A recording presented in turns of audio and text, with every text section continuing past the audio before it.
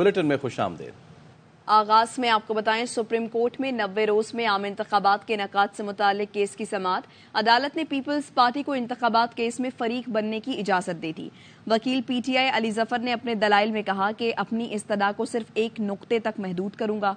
इस्तदा है इलेक्शन आइन के मुताबिक वक्त पर होने चाहिए, इंतखाबात 90 रोज में करवाए जाएं। चीफ जस्टिस ने रिमार्क्स दिए, आपकी 90 दिनों में इंतखाबात की इस्तदा तो अब गैर मौसर हो चुकी है, जिस पर अली जफर ने कहा कि हम बुनियादी इंसानी हुकूक की बात करते हैं।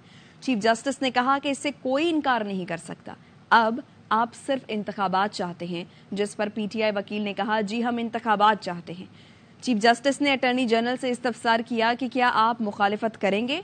अटॉर्नी जनरल ने इनकार में जवाब दिया। वकील अली जफर ने कहा कि आर्टिकल 58 और 224 पढ़ा जा सकता है। इंतखाबात नहीं होंगे तो पार्लियामेंट होगी, ना कानून बनेंगे। इलेक्शन की तारीख देने का मामला आइन में दर्ज है। चीफ जस्टिस ने पूछा, क्या ये तारीख देने के लिए सदर को वज़ीर आज़म से मशवरा लेना जरूरी है, जिस पर अली जफर बोले, जरूरी नहीं है, सदर का अपना आइनी फरीजा है वो तारीख दे।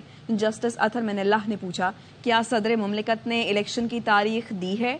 अली जफर ने कहा कि मेरी राय में सदर मुमलिकत ने तारीख दे दी है। चीफ जस्टिस ने कहा कि क्या वो खत देख सकते हैं जिसमें सदर ने तारीख दी है, जिस पर बैरिस्टर अली जफर ने सदर का खत पढ़कर सुना दिया। चीफ जस्टिस ने रिमार्क्स दिए, सदर के खत का मतन भी काफी मुबहिम है। सदर ने जब खुद ऐसा नहीं किया तो वो किसी और को ये मशवरा कैसे दे सकते हैं। 9 अगस्त को असम्बली तहलील हुई और सदर ने सितंबर में खत लिखा।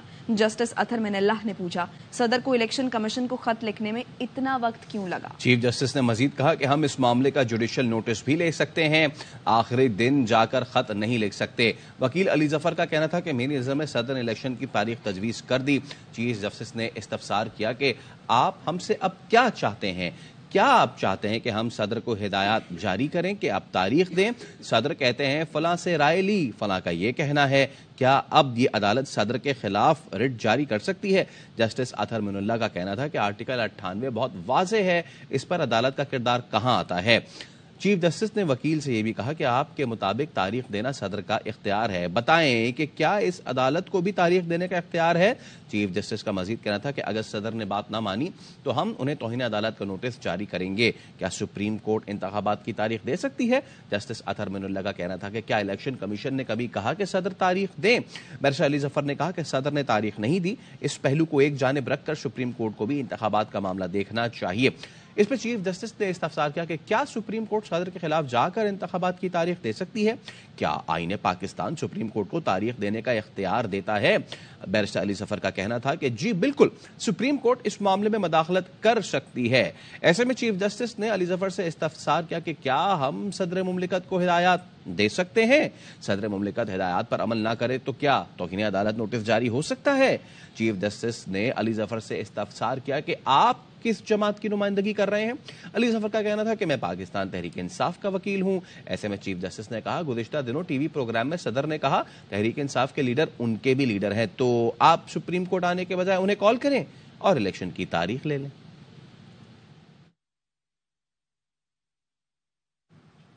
शाह महमूद कुरैशी की अडियाला जेल में तबीयत नासाज हो गई। जज अबुल हसनात जुल्करनैन ने पिम्स अस्पताल मुंतकिल करने के लिए जेल इंतजामिया की दरख्वास्त मंजूर कर ली। जेल इंतजामिया के मुताबिक शाह महमूद कुरैशी को पित्ते में तकलीफ महसूस हुई है। जेल इंतजामिया की जानिब से दरख्वास्त में कहा गया है शाह महमूद कुरैशी के टेस्ट करवाने हैं। अडियाला जेल में डॉक्टर की एडवाइस पर पिम्स मुंतकिल करने की इजाजत दी जाए। शाह महमूद कुरैशी साइफर केस में जुडिशल रिमांड पर अडियाला जेल में है। निगरां वज़ीर ख़ज़ाना डॉक्टर शमशाद अख्तर से IMF वफ्द का तारुफी सेशन। निगरां वज़ीर ख़ज़ाना ने कहा, कर्ज प्रोग्राम के तहत तमाम अहदाफ पर अमल दरामद हो रहा है। कर्ज प्रोग्राम में रहते हुए तमाम अहदाफ पर अमल दरामद करेंगे। इक़्तिसादी जायजे तक IMF की तमाम शराइत पर अमल दरामद हो चुका है। FBR हुक्काम भी IMF से तारुफी सेशन में शरीक हुए। IMF वफ्द ने कहा, पाकिस्तान को तमाम अहदाफ पर सख्ती से अमल दरामद करना है। IMF वफ्द ने माशी टीम के इक़दामात को सराहा। गजा में 27 रोज से इजरायली फोर्सेस की वहशियाना कार्रवाई जारी है। अल-कुद्स अस्पताल के करीब भी बमबारी कर दी। नाश्ता लेने बेकरी पर जमा होने वालों पर बम गिरा दिया।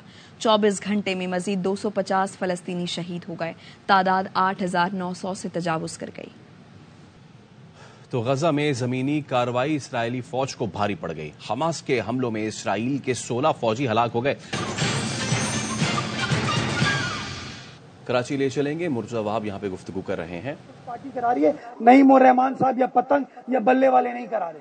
یہ وہ خدمت کا جذبہ ہے، یہ وہ خدمت کی نیت ہے جس کے اوپر پاکستان پیپلز پارٹی کا ایک ایک کارکن آگے بڑھ چڑھ کر حصہ لے رہا ہے. اور انشاءاللہ ان کارکنان کی مدد سے، اپنے یو سی چیئرمین صاحبان، کاؤنسلرز، تمام لوگوں کی مدد سے انشاءاللہ اس شہر کی خدمت کریں گے، شہر کے حالات کو بہتر کریں گے.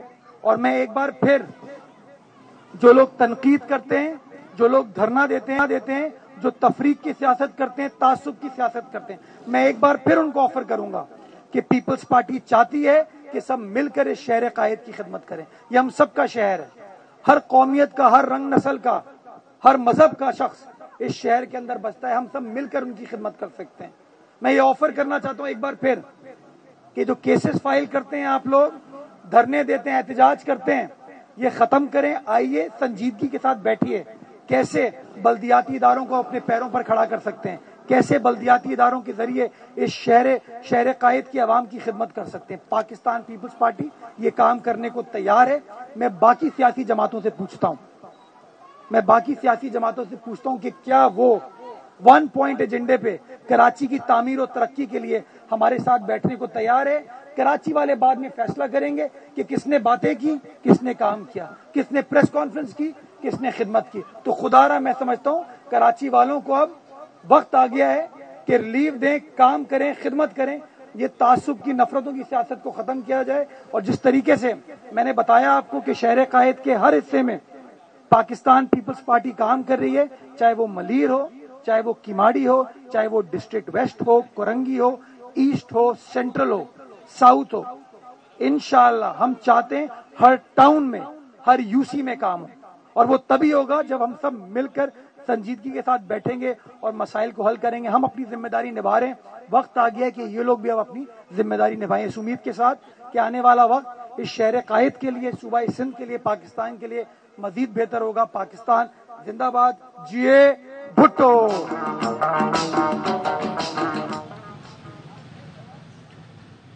سپریم کورٹ میں 90 روز میں ان کا کیس کی سماعت اس وقت جاری ہے اور اہم ریمارکس سامنے آئے ہیں. بیرسٹر علی ظفر کا کہنا ہے کہ سپریم کورٹ ایک مرحلے میں مداخلت کر چکی ہے. اس وقت سوال مختلف تھا. جسٹس اطہر من اللہ نے اس پہ کاؤنٹر کیا. ایسے میں چیف جسٹس نے کہا کہ انتخابات کا انعقاد تو اچھی چیز ہے، پرابلم نہیں ہے. آپ کے لیڈر صدر کے بھی لیڈر ہیں. چیف جسٹس نے کہا صدر فون کر کے کیوں نہیں کہتے کہ انتخابات کی تاریخ دیں. آپ کی دلیل تو یہ ہے کہ صدر نے آئین سے انحراف کیا. یہ کہنا تھا جسٹس امین الدین کا. اور جسٹس اطہر من اللہ نے کہا کہ بادی نظر میں حکومت، الیکشن کمیشن، صدر مملکت تینوں ذمہ دار ہے. اب سوال یہ ہے کہ اس کے نتائج کیا ہوں گے. انتخابات تو وقت پر ہونے چاہیے. ایسے میں بیرسٹر علی ظفر کا کہنا تھا کہ ڈاکٹر عارف الوی صدر پاکستان ہے، پورے ملک کے صدر ہیں. چیف جسٹس نے کہا آپ ہم سے ان کے خلاف کارروائی چاہ رہے ہیں. صدر اپنے ہاتھ کھڑے کر کے کہہ رہے ہیں جاؤ عدالت سے رائے لے لو. صدر مملکت پھر خود رائے لینے آتے بھی نہیں. جسٹس اطہر من اللہ نے کہا انتخابات میں التوا کے لیے الیکشن کمیشن سمیت سب ذمہ دار ہیں. مقررہ وقت سے اوپر وقت گزرنے کے بعد ہر دن آئینی خلاف ورزی ہو رہی ہے. چیف جسٹس کا کہنا تھا کہ صدر مملکت نے صرف بتایا ہے کہ 89ویں دن فلاں تاریخ بنتی ہے. صدر مملکت کی گنتی تو ٹھیک ہے. غیر قانونی مقیم غیر ملکیوں کا محفوظ انخلا حکومت پاکستان کی اولین ترجیح ہے. چمن اور تورخم بارڈر سے روزانہ ہزاروں افغان باشندوں کی واپسی جاری ہے. بارڈر پر بے انتہا رش ہونے کی وجہ سے ایف سی اور افغان حکام نے باہمی اتفاق سے تورخم بارڈر آج رات 11 بجے تک کھلا رکھنے کا فیصلہ کیا ہے. گزشتہ روز 17,118 افغان باشندے اپنے ملک چلے گئے. اب تک 1,43,135 افغان پناہ گزین واپس چلے گئے ہیں. خیبر پختونخوا میں 52,000 غیر قانونی مقیم غیر ملکیوں کا ڈیٹا اکٹھا کر لیا گیا ہے. کراچی میں بھی آپریشن کیا جا رہا ہے. سائٹ سپر ہائی وے یسرب گوٹ میں پولیس نے آپریشن کیا اور اب تک 50 سے زائد افراد کو حراست میں لے لیا گیا. پولیس کے مطابق گھر گھر جا کر کوائف چیک کیے گئے ہیں. کراچی میں غیر قانونی طور پر مقیم غیر ملکیوں کے خلاف کریک ڈاؤن کے خلاف آج دوسرا دن ہے. گرفتار افراد کو ہولڈنگ کیمپ سے بسوں کے ذریعے چمن بارڈر روانہ کیا جائے گا. فوکل پرسن ہولڈنگ سینٹر کے مطابق کل سے اب تک 400 افراد کو ہولڈنگ سینٹر لایا گیا، جن میں سے 138 افراد غیر قانونی مقیم نکلے. باقی افراد کو کلیئر قرار دے کر گھروں کو روانہ کر دیا گیا. مزید جانتے نذیر شاہ سے. بالکل دیکھیں میں اس وقت کراچی کے علاقے حاجی کیمپ میں اس ہولڈنگ پوائنٹ کے باہر موجود جہاں 2 روز کے اندر اب تک 400 غیر قانونی طور پر مقیم غیر ملکیوں کا یہاں لایا گیا تھا، جس کے بعد تقریباً 262 افراد ایسے تھے جن کی باقاعدہ تصدیق کر لی گئی کہ وہ ٹھیک طریقے سے کراچی میں رہ رہے تھے اور ان کے باقاعدہ جو دستاویزات تھی وہ بھی صحیح ثابت ہوئی، جس کے بعد جو 138 جن کے دستاویزات کی تصدیق نہیں ہو سکی اور یہ بات ثابت ہو گئی کہ نہ صرف وہ غیر قانونی طور پر رہ رہے تھے بلکہ ان کے کاغذات بھی غلط تھے، تو اس کے بعد ان کو اب یہاں پر ہولڈنگ پوائنٹ پر رکھا گیا ہے۔ اسی طریقے سے ان کی کلیریفیکیشن ہوگی اور جو کلیئر ہوگا وہ واپس اپنے گھر جائے گا اور جس کی تصدیق نہیں ہوگی اس کو واپس اس کے ملک بھیجا جائے گا۔ جی کوئٹہ سمیت بلوچستان بھر میں غیر قانونی طور پر مقیم غیر ملکیوں کے خلاف کارروائی جاری ہے۔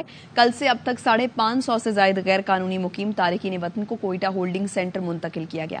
اس وقت ہمارے نمائندہ عطیہ اکرم حاجی کیمپ میں موجود ہیں، مزید وہ بتائیں گے۔ جی بالکل ایسا ہے کہ غیر ملکی تارکین وطن کی ڈیڈ لائن ختم ہو چکی ہے اور باقاعدہ ان کے خلاف جو ہے وہ قانونی کارروائی کا آغاز کر دیا گیا ہے۔ اس وقت میں حاجی کیمپ میں موجود ہوں، یہاں پر ہولڈنگ سینٹر بنائے گئے ہیں، یہاں پر نادرا کی مزید 2 گاڑیوں میں اضافہ کر دیا گیا اور یہاں پر میں آپ کو بتا چلوں کہ اب 4 نادرا کی جو گاڑیاں یہاں موجود ہیں یہاں پر باقاعدہ ان کا ڈیٹا چیک ہو رہا ہے اور ڈیٹا چیک ہونے کے بعد ایک دن ان کو یہاں رکھا جاتا ہے اور اس کے بعد قانونی کارروائی مکمل ہونے کے بعد انہیں چمن بارڈر منتقل کیا جاتا ہے اور وہاں سے وہ اپنے ملک کی طرف روانہ ہو رہے ہیں۔ اس کے بعد جو ہے وہ باقاعدہ طور پر جو لوگ رہ جائیں گے ان کے جو کاروباری مراکز ہیں وہاں بھی چھاپے مارے جائیں گے، ان کی باقاعدہ طور پر جائیدادیں جو ہیں وہ ضبط کی جائیں گی قانونی کارروائی کرتے ہوئے طریقے کے ساتھ، اور اس کے بعد یہاں پر کسی کو بھی جو ہے رہنے کی اجازت نہیں دی جائے گی۔ غیر قانونی تارکین وطن کے حوالے سے ایک سازش سامنے آ رہی ہے اور سازشوں کا ماسٹر مائنڈ بھارت ہے۔ نگراں وزیر اطلاعات بلوچستان جان اچکزئی کہتے ہیں کہ ویڈیوز بنا کر تاثر دینے کی کوشش کی جا رہی ہے کہ خواتین، بچوں اور بزرگوں کے ساتھ برا سلوک کیا جا رہا ہے۔ مافیاز اور چند مفاد پرست سیاستدان فالٹ لائن پیدا کرنے والوں کی مدد کر رہے ہیں۔ تارکین وطن کو باعزت طریقے سے روانہ کیا جا رہا ہے۔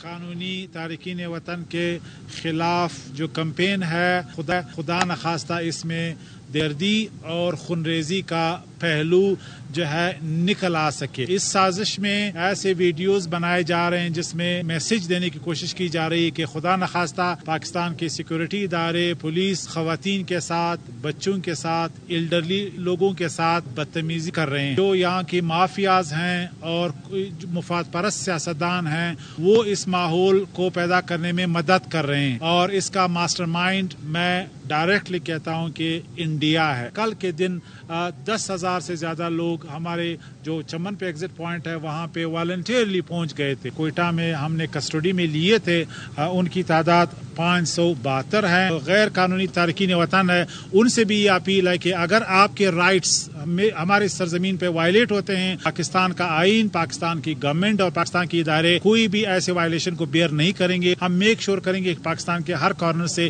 یہ باعزت طریقے سے جائیں۔ کوئی بھی اس طرح واقعہ جس سے ہمارے ملک کے یعنی نام پہ کوئی جو آنچ آئے، we will not let it tolerate. بھارتی بحریہ کے افسران کا قطر میں جاسوسی میں ملوث ہونے کا حیران کن نہیں ہے۔ پریس بریفنگ میں ترجمان دفتر خارجہ کہتے ہیں کہ پاکستان فیٹف کا رکن نہیں ہے، اس لیے کلبھوشن کیس کا فیصلہ پاکستان کے قوانین کے مطابق کیا جائے گا۔ نگراں وزیر اعظم کی جانب سے بھارت سے اسموگ کا مسئلہ اٹھانے کی ہدایت پر ترجمان دفتر خارجہ کا کہنا ہے حکومت کے کہنے پر بھارت کے ساتھ ہر معاملے پر رابطہ کیا جائے گا اور ہدایات پر عمل درآمد بھی کیا جائے گا۔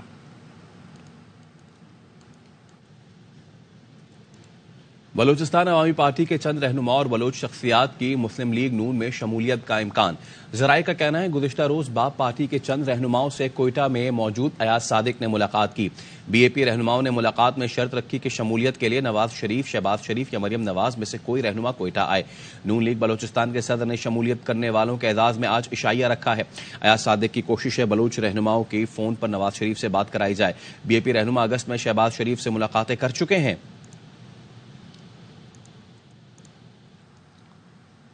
استحکام پاکستان پارٹی ترپ کا پتہ ہے، اس کے بغیر کوئی بھی حکومت نہیں بن سکے گی۔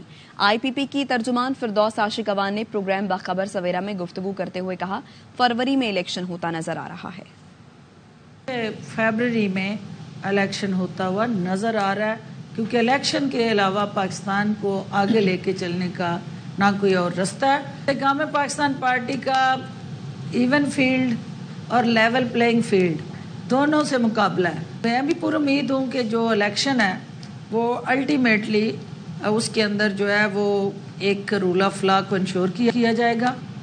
ہم ان جماعتوں کے حریف بن کے الیکشن لڑیں گے, ہم اپنے بازو آزمائیں گے, تو ہم ترب کا وہ پتہ ہوں گے کہ جس کے بغیر کوئی بھی حکومت نہیں بن سکے گی.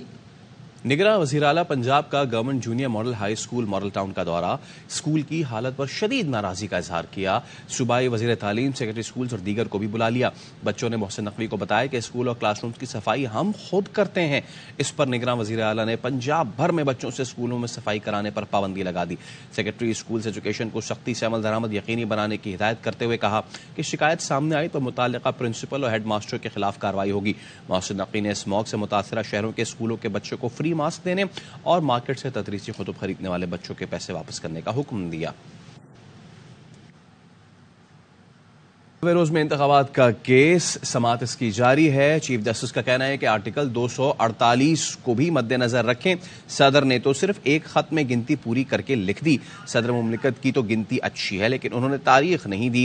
الیکشن کمیشن کا کہنا ہے سیکشن 57 کے تحت تاریخ دینے کا اختیار ہمارا ہے. جسٹس اطہر مین اللہ کا کہنا تھا کہ ہمیں صدر مملکت کے دفتر کا بہت احترام ہے. چیف جسٹس کا کہنا تھا کہ صدر کے پاس اختیار تھا تو انہوں نے تاریخ کیوں نہیں دی. سوال یہ ہے کہ صدر مملکت نے تاریخ کیوں نہیں دی. اگر آپ کو حق ہو تو اس فیصلے کو کیسے لکھیں گے؟ فیصلے میں لکھوں گا 54 دنوں کے شیڈول سامنے رکھ کر صدر نے تاریخ دیں. ایسے آرڈر کی خلاف ورزی ہو تو کیا ہم صدر کو توہین عدالت نوٹس جاری کر سکتے ہیں؟ صدر مملکت تو کہیں گے ہمیں آرٹیکل 248 کے تحت استثناء حاصل ہے. حکومت, الیکشن کمیشن اور صدر نے خلاف ورزی کے نتائج کا سامنا کرنا پڑے گا. جسٹس اطہر مین اللہ نے یہ کہا.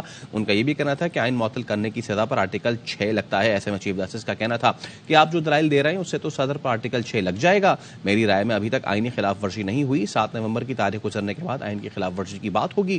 ہم کوشش کریں گے کہ آج ہی کیس مکمل کر لیں. اب تک کے لیے اتنا ہی. دیکھتے رہیے آواز نیوز.